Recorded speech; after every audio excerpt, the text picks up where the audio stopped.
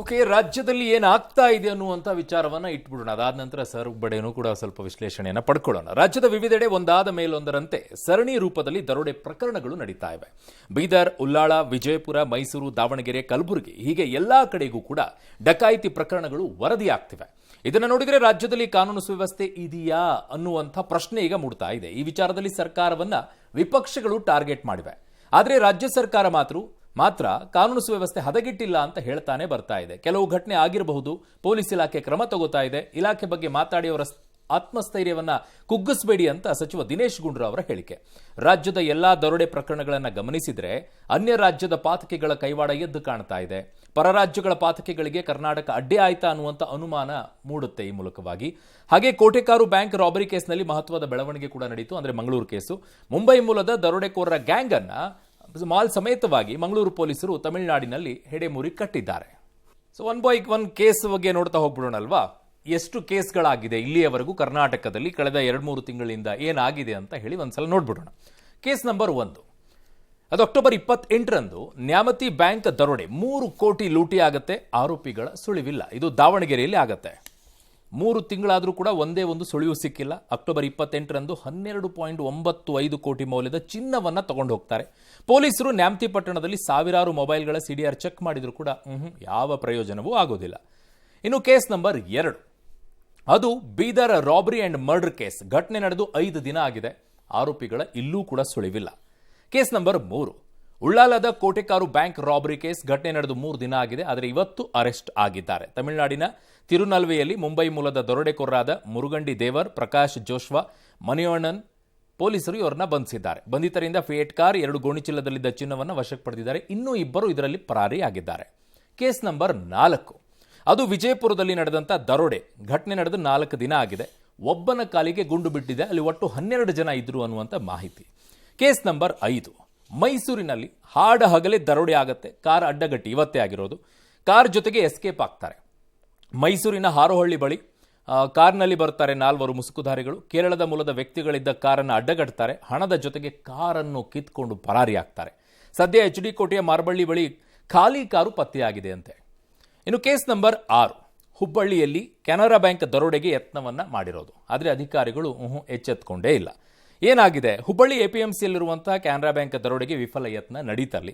ಆದರೆ bank manager ದೂರು ಕೂಡ ಕೊಟ್ಟಿಲ್ಲ. ಬದಲಿಗೆ ಮುರಿದ ಬಾಗಿಲು, ಗೇಟ್ ಮತ್ತು ಕೀಗೆ ವೆಲ್ಡಿಂಗ್ ಮಾಡಿಸ್ಕೊಂಡು ಸುಮ್ಮನೆ ಆದರು. ಇದು ಹಲವು ಅನುಮಾನಗಳಿಗೆ ಕಾರಣ ಆಯಿತು. ಅಂದಹಾಗೆ 4 ತಿಂಗಳ ಹಿಂದೆಯೂ ಕೂಡ ಇದೇ ರೀತಿ ಕನ್ನ ಹಾಕುವಂಥ ಪ್ರಯತ್ನ ನಡೆದಿತ್ತು. ಆದರೂ ಎಚ್ಚೆತ್ತುಕೊಂಡಿಲ್ಲ ಅವರು. ಇನ್ನು ಕೇಸ್ ನಂಬರ್ 7 ಕಲಬುರಗಿಯಲ್ಲಿ ದೇಗುಲದ ಹುಂಡಿ ಮಾಯವಾಗಿರೋದು. CCTVಯಲ್ಲಿ ಕಳ್ಳತನದ ದೃಶ್ಯ ಸೆರೆಯಾಗಿದೆ, ನೋಡ್ತಾ ಇದ್ದೀರಾ. ದೇವಸ್ಥಾನವೊಂದರ ಹುಂಡಿಯನ್ನೇ ಕಳ್ಳರು ಹೊತ್ತೊಯ್ದುಕೊಂಡು ಬಿಟ್ಟಿದ್ದಾರೆ. ಅಯ್ಯೋ ನೋಡಿ ಅಲ್ಲಿ. ಕಾಳಗಿ ತಾಲೂಕಿನ ಕಂದಗೋಳ ಗ್ರಾಮದ ವೀರಭದ್ರೇಶ್ವರ ದೇವಸ್ಥಾನಕ್ಕೆ ರಾತ್ರಿ 2:30ಕ್ಕೆ ಬೈಕ್ನಲ್ಲಿ ಬರ್ತಾರೆ ಇಬ್ಬರು. ಹುಂಡಿಯೊಂದಿಗೆ ಎಸ್ಕೇಪ್ ಆಗಿದ್ದಾರೆ. ಈಗ ತನಿಖೆ ಮಾಡ್ತಾ ಇದ್ದಾರೆ ಪೊಲೀಸರು. ಕಾನೂನು ಸುವ್ಯವಸ್ಥೆ ಹದಗೆಟ್ಟಿದೆ ಅಂತ ಹೇಳುವಂಥದ್ದು ಒಪ್ಪುವಂಥ ಮಾತೇ ಅಲ್ಲ. ಕೆಲವು ಕಡೆ ಇನ್ಸಿಡೆಂಟ್ಸ್ ಆಗ್ತದೆ. ಈಗ ಯಾರೋ ಕೆಲವ್ರು ಮಾಡಿದಾಗ ಅವ್ರನ್ನ ಹಿಡಿದಾಕಬೇಕು, ಪತ್ತೆ ಹಚ್ಚಬೇಕು. ಖಂಡಿತ ಇವೆಲ್ಲ ನಾವು ಯಾವುದನ್ನು ಕೂಡ ಹಗುರವಾಗಿ ತಗೊಳ್ಬಾರ್ದು. ನಮ್ಮ ಪೊಲೀಸು ಅತ್ಯಂತ ಉತ್ತಮವಾಗಿ ಕೆಲಸ ಮಾಡ್ತಕ್ಕಂಥ ಪೊಲೀಸ್ ಇಲಾಖೆ ಇದೆ. ಅವರನ್ನು ನೀವು ಈ ರೀತಿಯಾಗಿ ತೇಜೋವಧೆ ಮಾಡಿ ಅವರ ಒಂದು ಆತ್ಮವಿಶ್ವಾಸಕ್ಕೆ ಕುಗ್ಸುವಂಥ ಕೆಲಸ ಮಾಡಬಾರ್ದು. ಆ ದರೋಡೆ ಮಾಡಿದವರನ್ನ ಈಗ ಹಿಡಿದಿದ್ದೇವೆ. ಅದರಲ್ಲಿ 6 ಜನ ಒಟ್ಟು ಇದ್ರು ಅಂತ ಹೇಳಿ 3 ಜನ ಈಗ ಸಿಕ್ಕಿದ್ದಾರೆ.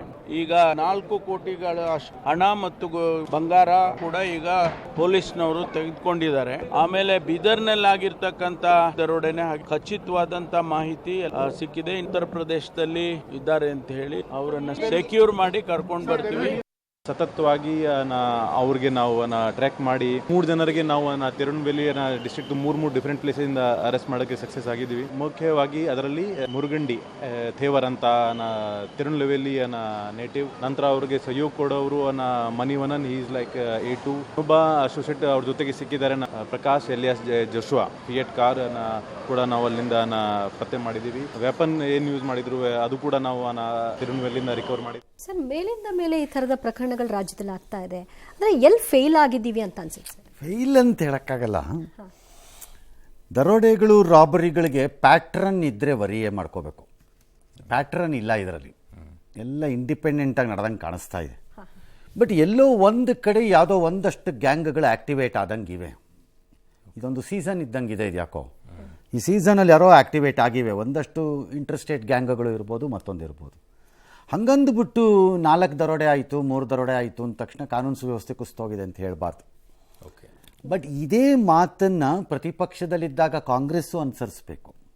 ಬರೀ ಆಡಳಿತ ಪಕ್ಷದಲ್ಲಿದ್ದಾಗ ಮಾತ್ರ ಪೊಲೀಸ್ನವ್ರು ಸರ್ಟಿಫಿಕೇಟ್ ಕೊಟ್ಬಿಟ್ಟು ದಿನೇಶ್ ಗುಂಡೂರಾವ್ ಅವ್ರದೆಲ್ಲ ಕುಗ್ಗಿಸ್ಬಾರ್ದು ಅಂತ. ನೀವೇನು ಕತೆ ಕಾಯ್ತಿದ್ರ ಹಂಗಾರೆ ಅಪೋಸಿಷನ್ ಪಾರ್ಟಿಲಿ ಇದ್ದಾಗ ಅಂತ ಯಾವನೊಬ್ಬ ಕೇಳಬೇಕಾದ್ರೆ ಹಾಗೇನು ಮಾಡ್ತಿದ್ರಿ? ಹಾಗೇನು ಎಲ್ಲರೂ ಕರ್ಕೊಂಬಂದು ಚಿನ್ನದ ಸರ ತಂದು ಹಾರ ಹಾಕ್ತಿದ್ರ ಇವ್ರುಗಳು? ಬರೀ ಬುರುಡ ಬಿಟ್ಕೊಂಡು ಓಡಾಡ್ತಿರ್ತಾರೆ. ಹಾಗಾಗಿ ಯು ಕಾಂಟ್ ಸೇ, ಬಟ್ ಇದು ಕಂಟಿನ್ಯೂ ಆದರೆ ಪಬ್ಲಿಕ್ಗೆ ಒಂದು ಭಯ ಸ್ಟಾರ್ಟ್ ಆಗುತ್ತೆ. ಅದರಲ್ಲೂ ಈಗ ಇವತ್ತು ಯಾವುದೋ ಮೈಸೂರಲ್ಲಿ ಆಗಿರೋಂಥದ್ದೆಲ್ಲ ಇದೆಯಲ್ಲ, ಯಾರು ಅವ್ರ ಪರಿಚಿತರೋ ಅಪರಿಚಿತರೋ ಗೊತ್ತಿಲ್ಲ, ಮಧ್ಯೆ ಬೆಳಗಿನ ಹೊತ್ತಲ್ಲೇ ಬಂದು ಕಾರ್ ನಿಲ್ಲಿಸ್ತಾರಂತೆ, ಮುಸ್ಕಾಕೊಂಡು ಬಂದು ಎಳೀತಾರಂತೆ. ಇದರ ಆಲ್ ನಮ್ಮ ರಾಜ್ಯಕ್ಕೆ ಹೋಲಿಕೆ ಆಗುವಂಥವಲ್ಲ. ಹಾಗಾಗಿ ಅದನ್ನು ಎಚ್ಚರಿಕೆಯಿಂದ ಇಟ್ಕೋಬೇಕು. ಇನ್ನು ಮುಂದೆ ಬರೆದ್ರೆ ಕಷ್ಟ ಆಗುತ್ತೆ. ಇರೋದನ್ನು ಹಿಡಿದಾಕಿದ್ರೆ ಬಚಾವಾಗ್ತಾರೆ. ಈಗ ಕಾನೂನು ಇಲಾಖೆ ಕ್ರಮ ತಗೊಳ್ತಿದ್ದೆ, ಅವ್ರು ಸ್ಥೈರ್ಯ ಕುಗ್ಗಿಸ್ಬೇಡಿ. ಯಾರು? ದಿನೇಶ್ ಗುಂಡೂರಾವ್. ಮಹಾರಾಷ್ಟ್ರಕ್ಕೂ ಅದೇ ಅಪ್ಲೈ ಆಗುತ್ತೆ. ಒಬ್ಬ ನಟ ಸೈಫ್ ಅಲಿ ಖಾನ್ ಅನ್ನೋ ಮನೆಗೆ ಒಬ್ಬ ಯಾವನೋ ಒಬ್ಬ ಕಳ್ಳನಿಗೋಗ್ಬಿಟ್ಟು ಅವನು ಒಬ್ಬ ಮಾಡಿದ್ದಕ್ಕೆ ಇಡೀ ಮಹಾರಾಷ್ಟ್ರದಲ್ಲಿ ಕಾನೂನು ವ್ಯವಸ್ಥೆ ಕುಸ್ತೋಗ್ಬಿಟ್ಟಿದೆ ಅಂತ ಇವ್ರು ಹೇಳಿಲ್ವಾ? ಅಲ್ಲೇನು ಕಡಲೆಪುರಿ ತಿಂತಾರೆ, ಇಲ್ಲಿ ಮಾತ್ರ ಬಾಸುಂದಿನ. ಈ ರಬ್ಬಿಶ್ ಆಟಿಟ್ಯೂಡ್ ಆಫ್ ಪಾಲಿಟಿಷಿಯನ್ಸೇ ಜನಕ್ಕೆ ತೊಂದರೆ ಆಗಿರೋದು. ಕಾನೂನನ್ನು ಕಾನೂನು ಪ್ರಕಾರ ನೋಡಲ್ಲ ಇವ್ರುಗಳು. ಅಲ್ಲಿ ಯಾರೋ ಸೈಫ್ ಅಲಿ ಖಾನ್ ಮನೆಗೆ ಒಬ್ಬ ಹೋಗಿದ್ದಾನಪ್ಪ, ಅವನು ಇರೋ ಸ್ಟೈಲು. ಅಲ್ಲಿ 4 ಜನ ಗಂಡಸರು ಕೆಲಸ ಮಾಡೋವಿದ್ವಂತೆ, ಅವು ಓಡೋಗ್ಬಿಟ್ಟು ಔಸ್ಕೊಂಬಿಟ್ಟುವಂತೆ. ಅವೇನು ಅವ್ರು ನನಗೆ ಅರ್ಥ ಆಗ್ತಿಲ್ಲ ಅವ್ರು ಎಂಥವ್ರವ್ರುಗಳು ಅಂತ. ಅವನೊಬ್ಬನೇ ಹೋಗಿ ಅಟ್ಯಾಕ್ ಮಾಡೋದನಂತೆ. ಭಾಳ ವಿಚಿತ್ರವಾಗಿದೆ ಆ ಕೇಸುವೆ. ಏನೋ ಸ್ಟಿಲ್ ಒಬ್ಬ ಸಿಕ್ಕಾಕೊಂಡಿದ್ದಾನೆ, ಈಗ ಬುರುಡ ಬಿಚ್ತಾರೆ ಅವನಿಗೆ, ಅದು ಬೇರೆ ವಿಚಾರ. ಇದನ್ನು ಏಕ್ದಮ್ ಪೊಲಿಟಿಸೈಸ್ ಮಾಡಬೇಕಾಗಿಲ್ಲ. ಬಟ್ ಇಫ್ ಕರ್ನಾಟಕದಲ್ಲಿ ಇದು ಕಂಟಿನ್ಯೂ ಆದರೆ ದೆನ್ ರಾಜ್ಯ ಸರ್ಕಾರ ಉತ್ತರ ಕೊಡಬೇಕಾಗತ್ತೆ. ಬಿಕಾಸ್ ಪಬ್ಲಿಕ್ ಅಂದರೆ ಜನರಿಗೆ ನಂಬಿಕೆ ವಿಶ್ವಾಸ ಡೌನ್ ಆಗೋಕ್ಕೆ ಸ್ಟಾರ್ಟ್ ಆಗುತ್ತೆ. ಬಟ್ ಒಂದು ಭಯ ಶುರುವಾಗುತ್ತೆ ಸರ್, ಏನು ಅಂತಂದ್ರೆ ಬಿಹಾರವನ್ನು ಇಷ್ಟು ದಿನ ನಾವು ಮಾದರಿ ತಗೊಳ್ತಾ ಇದ್ವಿ, ನಾಳೆ ಕರ್ನಾಟಕವನ್ನ ಮಾದರಿ ತಗೊಳ್ಳೋಕೆ ಸುಮ್ಮನೆ ಎಲ್ಲದಕ್ಕೂ ಅದನ್ನೇ ಮಾಡಬೇಡ್ರಿ. ಹಂಗೆ ಬರಕ್ಕೆ ಶುರು ಆಗ್ಬಿಟ್ರೆ ಕಷ್ಟ. ಸುಮ್ಮನೆ ಬಂದುಬಿಡುತ್ತೆ ಎಲ್ಲದಕ್ಕೂ ಬಿಹಾರ. ಏನು ಅಂದ್ಕೊಂಡಿದ್ದೀರಿ ನೀವು ಬಿಹಾರನ? ಅಂದರೆ ಬಿಹಾರ ಅಂದರೆ ಬರೀ ಇದೊಂದೇ ನಡೀತಿರುತ್ತೆ ಅಂತ ಅಂದ್ಕೊಂಡ್ಬಿಟ್ಟಿದ್ದೀರೋ ಹೇಗೆ? ಎಲ್ಲರೂ ಆ ರಾಜ್ಯದಲ್ಲಿ ಯಾರು ಬದುಕೇ ಇಲ್ಲ ಅಂತನೋ, ಸತ್ತೋಗ್ಬಿಟ್ರು ಎಲ್ಲರೂ ಅಂತನೋ, ಏನು ನಿಮ್ಮ ಅರ್ಥಗಳೆಲ್ಲ? ಮಾತಿದ್ರೆ ಬಿಹಾರ ಬಿಹಾರ ಬಿಹಾರ ಬಿಹಾರ ಅಂತಿರಲ್ಲ. ಅಂದರೆ ಬಿಹಾರದಲ್ಲಿ ಬೆಳಗ್ಗೆಯಿಂದ ರಾತ್ರಿಯವರೆಗೂ ಬರೀ ದರೋಡೆನೇ ನಡೀತಿರುತ್ತೆ, ರಾಬ್ರಿನೇ ಆಗ್ತಿರುತ್ತಾ? You can't go on making a comparison. ಯಾವತ್ತು ಅಂಧಕಾಲದೊಂದು ಕಂಪ್ಯಾರಿಸನ್ ಹಿಡ್ಕೊಂಬಂದು ಮಾಡೋದಲ್ಲ. ಆಮೇಲೆ ಕ್ರೈಮಲ್ಲಿ ಕಂಪ್ಯಾರಿಸನ್ ಮಾಡಲೂಬಾರ್ದು. ಇನ್ನೊಂದು ರಾಜ್ಯದಲ್ಲಿ ಹೆಚ್ಚಾಗಿದೆ, ನನ್ನ ರಾಜ್ಯದಲ್ಲಿ ಕಡಿಮೆ ಆಗಿದೆ ಅಂತ ಹೇಳಿಕೊಳ್ಳೋದೇ ಮೂರ್ಖತನ ಮತ್ತು ಕಚಡ ಬುದ್ಧಿ. ಅದು ನನ್ನ ರಾಜ್ಯದಲ್ಲಿ ಯಾಕೆ ಆಗಬಾರ್ದು ಅನ್ನೋದನ್ನು ಅಷ್ಟೇ ಮಾತಾಡಬೇಕು ಕ್ರೈಮ್ ವಿಚಾರದಲ್ಲಿ. ಇನ್ನೊಂದು ರಾಜ್ಯಕ್ಕೆ ಕಂಪೇರ್ ಮಾಡೋದಲ್ಲ. ಇದಕ್ಕೆ ಸೇರಿಸಿ ಮಾತಾಡ್ತಾರೆ ಸರ್. ಸಚಿವರೊಬ್ರು ಹೇಳ್ತಾ ಇದ್ರು ಬಿಜೆಪಿ ಅವಧಿಯಲ್ಲಿ ಜಾಸ್ತಿ ಆಗಿತ್ತು ಕಂಪೇರ್ ಮಾಡಿದ್ರೆ ಅಂತ. ಅವ್ರ ಅವಧಿನಲ್ಲಿ ಹೇಸಿಗೆ ತಿನ್ನೋರು ಜಾಸ್ತಿ ಇದ್ರಂತೆ, ನಿಮ್ಮ ಅವಧಿನಲ್ಲಿ ಏನಂತೆ? ಹಂಗಾರೆ ತಿನ್ನಿ ಹೋಗಿ ಹೇಸಿಗೆನ ಅಂತ ಹೇಳ್ಬೇಕು. ಯಾರ ಮಂತ್ರಿ ಹೇಳಿದಾರೋ ಅವ್ರಿಗೆ? ಯಾರು ಹೇಳಿರಲಿ, ಕಾಮನ್ ಸೆನ್ಸ್ ಬೇಡವಾ? ಬಾಯಿ ಮುಚ್ಕೊಂಡಿರೋ ಕಾಲ್ತರ ಇದ್ಕೊಳ್ಳಿ, ಇಲ್ದಿದ್ರೆ ಸುಮ್ಮನೆ ಬಾಯಿ ಮುಚ್ಕೊಂಡಿರಿ. ಇಲ್ದಿದ್ರೆ ಜನ ಕಪಾಳ ಕೊಡೋದು ಕಳಿಸ್ತಾರೆ ನಾಳೆ. ಸುಮ್ಮನೆ ಬಾಯಿ ಮುಚ್ಕೊಂಡಿರಬೇಕು. ಕಾನೂನು ಸುವ್ಯವಸ್ಥೆನ ಕಾನೂನು ಪ್ರಕಾರನೇ ಹ್ಯಾಂಡಲ್ ಮಾಡಬೇಕು. ಅವ್ರ ಅವಧಿನಲ್ಲಿ ಜಾಸ್ತಿ ಆಗಿತ್ತು, ನಿಮ್ಮ ಅವಧಿನಲ್ಲಿ ಕತೆ ಕಾಯ್ತಿದ್ರೆ ಹಂಗಾರೆ ಸುಮ್ಮನೆ ಬುರುಡೆ ಬಿಡಬಾರ್ದು. ಆಮೇಲೆ ಮಂತ್ರಿಗಳು ತಮ್ಮ ಇಲಾಖೆಯನ್ನು ಮೀರಿದ ವಿಷಯಗಳಿಗೆ ತಲೆ ಹಾಕಿ ಇಲ್ಲದ ಅಧಿಕ ಪ್ರಸಂಗಿತನವನ್ನು ತೋರಿಸ್ಬೇಡಿ. ನಿಮ್ಮ ಇಲಾಖೆನ ಹ್ಯಾಂಡಲ್ ಮಾಡೋದು ಕಲ್ತ್ಕೊಳ್ಳಿ ಬಾಯಿ ಮುಚ್ಕೊಂಡು. ಖರ್ಗೆ ಅವ್ರ ಮನೆ ಹೇಳಿರೋದು ಏನು ನಿಮಗೆಲ್ಲ? ಕೊಟ್ಟಿರೋ ಕೆಲಸ ಮಾಡಿರಿ ಬಾಯಿ ಮುಚ್ಕೊಂಡು ಎಲ್ಲರೂ ಅಂತ. ಕೊಟ್ಟಿರೋ ಕೆಲಸ ಮಾಡೋದು ಬಿಟ್ಬಿಟ್ಟು ಬಿಕ್ಕಿದೆಲ್ಲ ಮಾಡೋಕ್ಕೆ ಬರ್ತೀರಿ, ಬಾಯಿ ಮುಚ್ಕೊಂಡು ಮಾಡಿ. ಖರ್ಗೆ ಅವ್ರು ಅದೇ ಹೇಳಿರೋದು, ಬಾಯಿ ಮುಚ್ಕೊಂಡು ನಿಮ್ಗೆ ಕೊಟ್ಟಿರೋ ಕೆಲಸ ಮಾಡಿರಿ. ಎಸ್. ಇಟ್ಟಿಗೆ ಭಟ್ಟಿಯಲ್ಲಿ ಕೆಲಸ ಮಾಡ್ತಾ ಇದ್ದ ದಲಿತ ಕಾರ್ಮಿಕರ ಮೇಲೆ ಮಾರಣಾಂತಿಕವಾಗಿ ಹಲ್ಲೆಯನ್ನ ನಡೆಸಿದ್ದಾರೆ. ಮಾಲೀಕ ಅಟ್ಟಹಾಸವನ್ನ ಮೆರೆದಿದ್ದಾನೆ. ಇದಾಗಿರೋದು ವಿಜಯಪುರದಲ್ಲಿ. ಕಾರ್ಮಿಕರ ಕೈಕಾಲನ್ನ ಕಟ್ ಹಾಕಿ ಮಾಲೀಕ ಮತ್ತವರ ಕಡೆಯವರು ಕಾಲು, ಸೊಂಟ, ಬೆನ್ನಿಗೆ ಪೈಪ್ನಿಂದ ಹಿಗ್ಗಾಮಗ್ಗ ಥಳಿಸಿದ್ದಾರೆ. ಕಾರ್ಮಿಕರು ಗೋಳಾಡಿದ್ರು, ಅಂಗಲಾಚಿದ್ರು. ಪಾಪಿಗಳ ಮನಸ್ಸು ಮಾತ್ರ ಕರಗಲಿಲ್ಲ. ಸಾಕಷ್ಟು ಹೊಡೆತ ತಿಂದು ಒದ್ದಾಡಿದ ಕಾರ್ಮಿಕರಿಗೆ ಕನಿಷ್ಠ ಪಕ್ಷ ಚಿಕಿತ್ಸೆ ಕೊಡಿಸೋದಿರಲಿ, ಅವ್ರನ್ನ ಮನೆಗೂ ಕಳಿಸಲಿಲ್ಲ. ಬದಲಾಗಿ ಆ ಮಾಲೀಕ ಏನಿದ್ದಾನೆ ಮತ್ತೆ ಕೆಲಸ ಮಾಡಿಕೊಂಡು ವಿಕೃತಿಯನ್ನ ಮೆರೆದಿದ್ದಾನೆ. ಸಂಕ್ರಾಂತಿ ಹಬ್ಬಕ್ಕೆ ಅಂತ ಊರಿಗೆ ಹೋಗಿ ತಡವಾಗಿ ಬಂದ ಕಾರ್ಮಿಕರ ಜೊತೆಗೆ ಭಟ್ಟಿ ಮಾಲೀಕ ಖೇಮು ರಾಖೋಡ್ ಹೀಗೆ ಅಮಾನುಷವಾಗಿ ವರ್ತಿಸಿದ್ದಾನೆ. ತೀವ್ರವಾಗಿ ಗಾಯಗೊಂಡ ಕಾರ್ಮಿಕರಾದ ಬಾಗಲಕೋಟೆ ಮೂಲದ ಸದಾಶಿವ ಮಾದರ, ಸದಾಶಿವ ಬಬಲಾದಿ, ಉಮೇಶ್ ಮಾದರನನ್ನ ಜಿಲ್ಲಾಸ್ಪತ್ರೆಗೆ ಚಿಕಿತ್ಸೆಗಾಗಿ ದಾಖಲು ಮಾಡಿದ್ದಾರೆ. ಘಟನೆಗೆ ಭಾರೀ ಆಕ್ರೋಶ ವ್ಯಕ್ತವಾಯಿತು. ಮಾಲೀಕನ ಕ್ರೌರ್ಯದ ಬಗ್ಗೆ ಪಬ್ಲಿಕ್ ಟಿವಿ ವರದಿ ಪ್ರಸಾರ ಮಾಡುತ್ತಿದ್ದಂತೆ ಸಿಎಂ, ಕಾರ್ಮಿಕ ಸಚಿವರು ಸ್ಪಂದಿಸಿ ತಪ್ಪಿತಸ್ಥರ ವಿರುದ್ಧ ಕ್ರಮಕ್ಕೆ ಭರವಸೆಯನ್ನು ಕೊಟ್ಟರು. ಈ ಬೆನ್ನಲ್ಲೇ ಮಾಲೀಕ ಸೇರಿ 5 ಪೊಲೀಸರು ಬಂಧಿಸಿದರು. ಮಾಲಕರು ಒಂದು 10-20 ಮಂದಿನ ಕರೆಸಿ ರಾತ್ರಿ ಹೊಡೆದ ಕರ್ನಾ ಕಾರ್ಪುಡಿಗೆ ಹೋಗಿರ್ರಿ, ತಣ್ಣೀರು ಸುರಿವಿ ಮತ್ತು ಬೆಳತಾನ ಬಡದ್ರಿ, ಒಟ್ಟು ಅಂಜಿಕೆ ಹಾಕುದ್ರಿ, ಸೊಂಟ್ರಿ ಕಾಲ್ರಿ ಮತ್ತು ಬೆನ್ನಾಗ್ರಿ ಮತ್ತು ಕಾಲಿನ ಮ್ಯಾಗ ಒಬ್ರಿಂದ 2 ಪೈಪ್ ತೊಗೊಂಡ್ ಬಿಡ್ಯಾರ ಮತ್ತು ಅಂಗೈಗೆ ಬಿಡ್ಯಾರ ಮತ್ತು ಅಡ್ಯಾಡ್ಸಕತ್ತಾರ್ರಿ ಇಬ್ರು ಹಿಡ್ದ ಚಿಕ್ಕ ರೊಟ್ಯಾಕಾಯಿ ಹಾಕಿ. ಈ ಕಾರ್ಮಿಕರ ಗೋಳನ್ನು ಕೂಡ ನೋಡುವುದು. ಇನ್ನೊಂದು ಕಡೆ ರಸ್ತೆಯಲ್ಲಿ ಕಾರ್ಮಿಕರನ್ನ ಥಳಿಸ್ತಾರೆ. ಇದೆಲ್ಲವನ್ನ ನೋಡ್ಕೊಂಡು ಸರ್ಕಾರ ಸುಮ್ಮನೆ ಕೂತಿದೆಯಲ್ಲ, ಇದೊಂದು ಕುಂಭಕರ್ಣೆಯಲ್ಲಿ ನಿದ್ದೆ ಮಾಡ್ತಾ ಇರುವಂತ ಸರ್ಕಾರ. ಈ ರಾಜ್ಯದಲ್ಲಿ ಇರುವಂತ ರೌಡಿಗಳಿಗೆ, ದರೋಡೆಕೋರರಿಗೆ ಏನ್ ಮೆಸೇಜ್ ಹೋಗ್ತಾ ಇದೆ? ವಿಜಯಪುರದಲ್ಲಿ ಕಾರ್ಮಿಕರ ಮೇಲೆ ಹಲ್ಲೆ ಆಗಿದೆ ಸರ್, ತುಂಬಾ ಹೊಡೆದಿದ್ದಾರೆ, 3 ಜನಕ್ಕೆ ಹೊಡೆದಿದ್ದಾರೆ. ಅವ್ರ ಮೇಲೆ ಕ್ರಮ ತಗೋತೀವಿ. ಯಾರೇ ತಪ್ಪು ಮಾಡಿದ್ರು ಕೂಡ ಅವ್ರನ್ನ ಯಾರನ್ನೂ ಸ್ಪೇರ್ ಮಾಡಲ್ಲ. ಅವ್ರ ಮೇಲೆ ಇದು ಲೇಬರು, ಅದು ಪೊಲೀಸ್ ಕೇಸ್ ಅದೆಲ್ಲ ಸೆಕೆಂಡ್ರಿ. ಈ ತರ ಮನಸ್ಥಿತಿ ಇರತಕ್ಕಂತ ಈ ದೇಶದಲ್ಲಿ, ಈ ರಾಜ್ಯದಲ್ಲಿ ಇದ್ದಾರೆ, ಅದು ಕರ್ನಾಟಕದಲ್ಲಾಗಿದೆ ಅಂತಂದ್ರೆ ನನಗೆ ವೈಯಕ್ತಿಕವಾಗಿ ತಲೆ ತಕ್ಕಂತ ಕೆಲಸ ಇದು. ಕಾನೂನಿನ ಕಠಿಣ ಕ್ರಮ ತಗೊಳ್ತೀವಿ. ಕಾನೂನಿನ ಕಠಿಣ ಕ್ರಮ ಇದಕ್ಕೆ ಸೊಲ್ಯೂಷನ್ ಅಲ್ಲ. ಈ ಮನಸ್ಥಿತಿ ಇರತಕ್ಕಂಥದನ್ನ ನಾವು ಅದನ್ನ ವಿರೋಧಿಸಬೇಕು. ಕಾರ್ಮಿಕ ಅಂತಲ್ರಿ ಇದು ನಾಳೆ ನಿಮ್ಮ ಮನೆಗೆ ನಾವು ನಿಮ್ಮನ್ನು ನೋಡಿಬಹುದು, ಇವು ನಮ್ಮನ್ನು ನೋಡಿಬಹುದು. ಇದು ಮೋರ್ ದನ್ ಕುರ್ಚಿ ಇದ್ದಾಗ ಮಾತ್ರ ದಲಿತ ಇವರಿಗೆಲ್ಲ ಬೇಕು ಅಂತ. That is true. ಅದು ಎಲ್ಲ ಕಡೆನೂ ಇರುತ್ತೆ. ಇಲ್ಲಿ ಯಾರು ಸಿದ್ದರಾಮಯ್ಯನವರು ಅಥವಾ ಯಾರೋ ದಲಿತರು ಹೋಗ್ಬಿಟ್ಟು ಅವ್ರಿಗೊಂದು ಕೊಡಿರಿ ಅಂತ ಯಾರು ಹೇಳಿರಲ್ಲ. ಸಂತೋಷ್ ಲಾಟ್ ಮಂತ್ರಿ ಹೇಳಿದ್ದು ಸರಿ. ಇದು ಅವ್ರು ದಲಿತರು ಅನ್ನೋದು ಅಷ್ಟೇ ಅಲ್ಲ ಪ್ರಶ್ನೆ, ಮನುಷ್ಯರು ಅನ್ನೋದನ್ನು ಫಸ್ಟ್ ನೋಡಿ, ಆಮೇಲೆ ದಲಿತರೋ ಬ್ರಾಹ್ಮಣರೋ ಲಿಂಗಾಯತರೋ ಒಕ್ಕಲಿಗರೋ ನೋಡೋರಂತೆ. ಫಸ್ಟು ಮನುಷ್ಯರವರು. ಹಾಗಾಗಿ ಅವ್ರ ಮಂತ್ರಿ, ಕಾರ್ಮಿಕ ಮಂತ್ರಿ ಹೇಳಿರೋದು ಸರಿ. ಅದು ಆ ಮನಸ್ಥಿತಿ ಇಂಪಾರ್ಟೆಂಟು. ಈ ಮನಸ್ಥಿತಿಗೆ ಈ ಕೊಬ್ಬು ಮತ್ತು ದಿಮಾಕ್ ಇದ್ದಾಗ ಅದಕ್ಕೆ ಬುದ್ಧಿ ಕಲಿಸ್ಬೇಕಾದ್ದು ಒಂದೇ ಕಾಲ. ನನ್ನ ಪ್ರಕಾರದಲ್ಲಿ ಯಾವನು ಹೊಡೆದಿದ್ದಾನೆ ಅವನ ಕೈಯನ್ನು ಹಾಕ್ಬಿಟ್ಟು ಕಲ್ಲಲ್ಲಿ ಜಜ್ಬಿಡ್ಬೇಕು. ಅಲ್ಲೇ ಜಜ್ಬೇಕು ಅವನಿಗೆ. ಇನ್ನೊಂದು ಸರಿ ಬೆರಳಿಂಗೆ ಅಳ್ಳಾಡ್ಸೋಕ್ಕಾಗಬಾರ್ದು ಅವನಿಗೆ, ನೆನಪಲ್ಲಿ ಉಳಿಬೇಕು. ಇಲ್ದಿದ್ರೆ ಕಾಲಲ್ಲಿ ಹಿಂದ್ಗಡೆಯಿಂದ ಯಾವ್ದಾದ್ರು ನರ ಕತ್ತರಿಸ್ಬೇಕು ಅವನಿಗೆ. ಅವ್ನು ಕುಂತ್ಕೊಂಡೇ ನಡೀತಿರ್ಬೇಕು ಲೈಫ್ ಲಾಂಗ್ ಅವನು. ಇಂಥ ಮನಸ್ಥಿತಿಯವ್ರಿಗೆ ಅದೇ ಶಿಕ್ಷೆ ಸರಿ. ಅದು ಮನುಷ್ಯತ್ವ ಅಲ್ವೇ ಅಲ್ಲ. ಅದರಲ್ಲಿ ನೀವು ಈ ಜಾತಿ ಆ ಜಾತಿ ಅಲ್ಲ, ಆ ಜಾತಿ ದಲಿತ ಆಗಿರೋದ್ರಿಂದ ಅದು ಹೆಚ್ಚಿನ ಗಮನ ಸೆಳೀತಾ ಇದೆ, ಒಪ್ಕೋತೀನಿ. ಮನುಷ್ಯರೇ. ಲೇಬರ್ ನಂಗೆ ಹ್ಯಾಂಡ್ಲ್ ಮಾಡೋವನಿಗೆ ಅವನಿಗೂ ಹಾಗೆ ಹ್ಯಾಂಡ್ಲ್ ಮಾಡಬೇಕು. ಕಾನೂನು ಪ್ರಕಾರ ನೀವು ಕರ್ಕೊಂಡೋಗಿ ಅರೆಸ್ಟ್ ಮಾಡಿ ಬಿಟ್ಟರೆ ಅವ್ನು ಮೀಸೆ ತಿರುಗ್ಕೊಂಬತ್ತಾನ ಅವನು. ಅಲ್ಲ, ಅವ್ನು ಅರೆಸ್ಟ್ ಮಾಡಿದಾಗ ಅವ್ನು ನಕ್ಕೊಂಡು ಓಡಾಡ್ತಾ ಇದ್ದ ಸರ್. ಅದಕ್ಕೆ ಹೇಳ್ತಿರೋದು, ಸಿಕ್ಕಿದ ಕಡೆಯಲ್ಲಿ ಕೈ ಜಜ್ಜಿ ಹೇಳ್ತೀನಿ, ಅವಾಗ ದಾರಿಗೆ ಬರ್ತಾನೆ. ಆಮೇಲೆ ಈ ಪ್ರಕರಣ ಆದ ತಕ್ಷಣ ಸರ್ ಒಬ್ಬ ರಾಜಕಾರಣಿ ಫೋನ್ ಮಾಡಿ ಹೇಳ್ತಾರಂತೆ, ಈ ಕೇಸನ್ನು ಹಾಕ್ಬೇಡಿ ನೀವು ಅಂತ ಹೇಳಿ. ಆ ರಾಜಕಾರಣಿನೂ ಕರ್ಕೊಂಬಂದು ಅವ್ನು ಯಾವನಾರ ಆಗಿರಲಿ, ಅವನಿಗೂ ಹಿಂಗೆ ಮಲಗಿಸ್ಬಿಟ್ಟು ಕಾಲಿಗೆ 4 ಬಿಟ್ಟರೆ ಬುದ್ಧಿ ಬರುತ್ತೆ.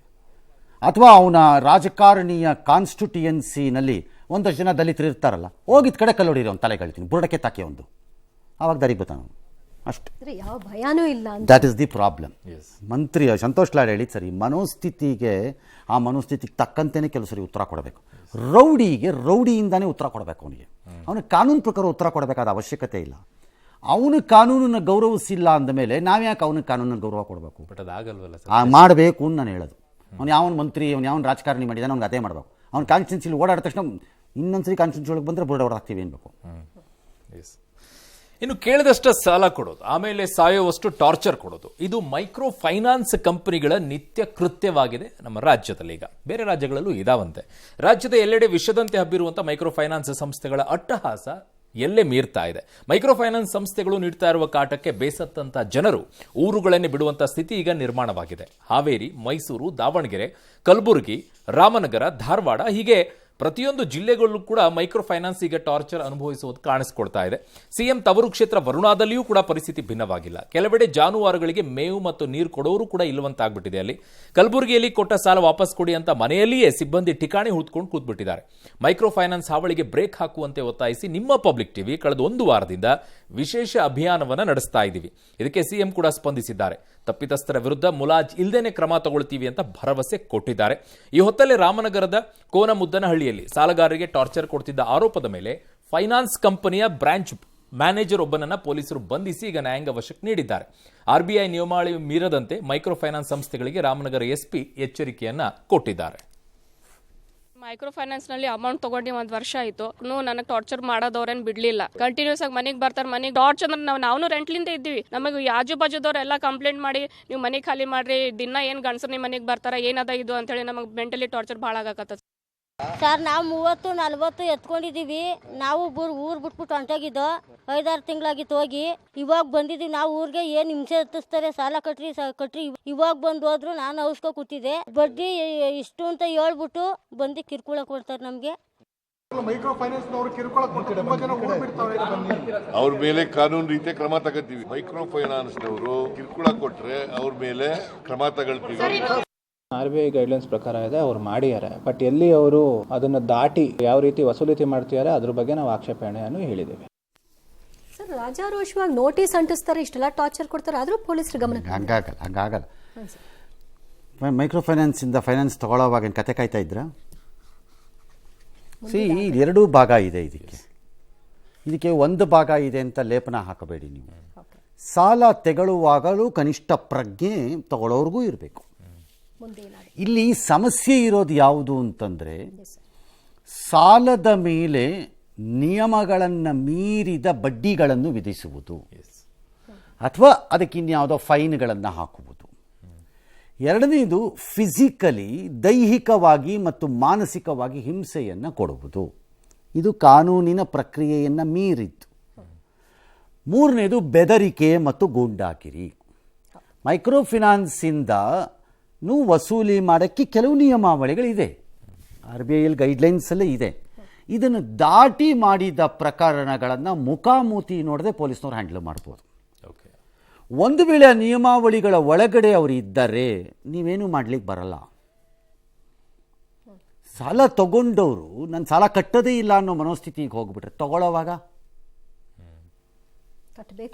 ಗೊತ್ತಿರಬೇಕು. ಅಲ್ಲ, ಬಟ್ ಒಂದಿಷ್ಟು ಜನರಿಗೆ ಆ ಸಮಸ್ಯೆ ಆಗ್ಬೋದು ಸರ್. ಒಂದು ಗ್ರಾಮದಲ್ಲಿ ಬರ್ತಾ ಇತ್ತು 100 ಮನೆಗಳೆಲ್ಲವೂ ಕೂಡ ಖಾಲಿ ಮಾಡ್ಕೊಂಡು ಬೇರೆಯವರಿಗೆ. That is your problem. Okay, that is not my problem. ಅದು ನೀವು ಹಂಗಂದ್ರೆ ಏನು ಅರ್ಥ ಈಗ? ಅಂದ್ರೆ ಹೆಚ್ಚಿನ ರೀತಿ ಅದಕ್ಕೆ ಹೇಳೋದು, ಮೈಕ್ರೋ ಫೈನಾನ್ಸು ವರಾನೂ ಹೌದು, ಶಾಪನೂ ಹೌದು. ವರ ಹೇಗಪ್ಪ ಅಂದರೆ, ಎಲ್ಲೂ ಸಿಗದ ಸಾಲಗಳಿಂದ ನಿಮಗೆ ಇಲ್ಲಿ ಒಂದು ಸಾಲ ನಿಮ್ಮ ಕಷ್ಟ ಕಾಲದಲ್ಲಿ ಸಿಕ್ಕತ್ತೆ. ಅದನ್ನು ಶಿಸ್ತುಬದ್ಧವಾಗಿ ಕಟ್ಟಿಕೊಂಡು ಹೋದರೆ ಒಳ್ಳೆಯದು, ಕಟ್ಕೊಂಡು ಹೋಗಲ್ಲ. ಎರಡನೇದು ಶಾಪ ಎಲ್ಲಾಗತ್ತೆ ಅಂತಂದರೆ, ಭಾರತದಲ್ಲಿ ಈ ರೀತಿಯ ಸಣ್ಣ ಸಾಲಗಳು ಮತ್ತು ಮಧ್ಯಮ ಸಾಲಗಳನ್ನು, ಕಾರ್ಪೊರೇಟಲ್ಲೂ ಇದ್ದಾರೆ ಮಳ್ಳಿನಂಥ ಕಳ್ಳರು, ಸಾಲ ಮಾಡಿಬಿಟ್ಟು ಪರಾರಿಯಾಗಿರೋರು, ಇಲ್ಲ ಅಂತೇನಲ್ಲ. ಅದು ಸಾಲವನ್ನು ಮರುಪಾವತಿ ಮಾಡದಿರುವ ಮನೋಸ್ಥಿತಿಗೆ ಬಹಳ ಜನ ಇದ್ದಾರೆ ಈ ದೇಶದಲ್ಲಿ. ಮಾತೆತ್ತಿದ್ರೆ ಸಾಲ ಮನ್ನಾ ಮಾಡಿ ಅಂತ. ಆ ಮನ್ನಾ ಮಾಡಿಸೋದೇ ಒಂದು ಕಾಯಕ ಆಗ್ಬಿಟ್ಟಿದೆ ಭಾಳ ಜನಕ್ಕೆ. ಈ ಮನೋಸ್ಥಿತಿಲಿ ಇದ್ದಾರೆ. ಕಟ್ಟಬೇಕಾಗಿಲ್ಲ, ನಾವು ಸರ್ಕಾರದ ದುಡ್ಡು ನಾವು ಕಟ್ಟಬೇಕಾಗಿಲ್ಲ ಅನ್ನೋ ಥರ ಹಂತಕ್ಕೆ ಬಂದುಬಿಟ್ಟಿದ್ದಾರೆ. ಈ ಮನೋಸ್ಥಿತಿಯಲ್ಲಿದ್ದವ್ರು ಇದನ್ನು ಅನುಭವಿಸ್ತಾರೆ. ಯಾಕಂದರೆ ಇದು ಸರ್ಕಾರದ್ದಲ್ಲ. ಇದು ಸರ್ಕಾರದ್ದಾಗಿದ್ದಿದ್ರೆ ಸರ್ಕಾರದಿಂದ ಕಿರುಕುಳ ಏನು ತರ್ಪಿಸ್ತಾ ಇಲ್ಲ, ಇದು ನಾವು ಕಟ್ಟಲ್ಲ, ಮನಾ ಮಾಡಿ ಅಂತಂದ್ಬಿಡೋದು. ಹಣ ಮನಾ ಮಾಡಿ ಅಂದರೆ ಎಲ್ಲಿಂದ ಮಾಡ್ತೀರಿ? ಮಾಡೋಕ್ಕಾಗಲ್ಲ, ಇದು ಹಂಗಾಗಲ್ಲ. ಹಾಗಾಗಿ ಎರಡಿದೆ ಇಲ್ಲಿ. ಒಂದು, ಲೋಕಲ್ ಪೊಲೀಸ್ ಮತ್ತು ಜಿಲ್ಲಾ ಅಡ್ಮಿನಿಸ್ಟ್ರೇಷನ್ನು ನಿಯಮಾವಳಿಗಳನ್ನು ಮೀರಿ ನಡೆದ ಕೃತ್ಯಗಳಿಗೆ ಸರಿಯಾದ ಕ್ರಮ ತೆಗೆದುಕೊಳ್ಳಬೇಕು. ಅಥವಾ ಮಾನವೀಯತೆ ದೃಷ್ಟಿಯಿಂದ ಜಿಲ್ಲಾಡಳಿತ ಆಯಾಯ ಸ್ಥಳಗಳಲ್ಲಿ ಒಂದು ಕ್ಯಾಂಪ್ ಥರನೋ ಏನಾದ್ರು ಮಾಡಿಸಿ, ದೊಡ್ಡದಾಗಿದ್ದರೆ ಹೊಸ ಸಮಯವನ್ನು ಕೊಡಿಸಿ, ಕಾಲಾವಕಾಶಗಳನ್ನು ಕೊಡಿಸಿ, ಅಥವಾ ಬಡ್ಡಿಯಲ್ಲಿ ಏನಾದರೂ ರಿಯಾಯಿತಿಗಳನ್ನು ಕೊಡೋಕ್ಕಾಗತ್ತಾ ಅಂತ ಹೇಳಿ ಮಾಡಿಸಿಸ್ಬೇಕು ಆಯಾಯ ಲೋಕಲ್ ಆಫೀಸರ್ಸ್. ಇಲ್ಲ, ಮೂರನೇದೇನಿದೆ ಅಂದರೆ, ತಗೊಳ್ಳೋರು ನೀವು ಕೇರ್ಫುಲ್ಲಾಗಿರಬೇಕು. ಪುಕ್ಕಟ್ಟೆ ಸಿಗ್ತಾ ಇದೆ ಅಂತ ತೊಗೊಂಡ್ಬಿಟ್ಟು ಸುಲಭವಾಗಿ ಸಿಕ್ಕತ್ತೆ ಅಂತ ಆಮೇಲೆ ಕೈ ಎತ್ಬಿಟ್ಟು ಹೋಗ್ತೀವಿ ಅಂದರೆ ಅದು ಆಗಲ್ಲ. ಅದು ಎಸ್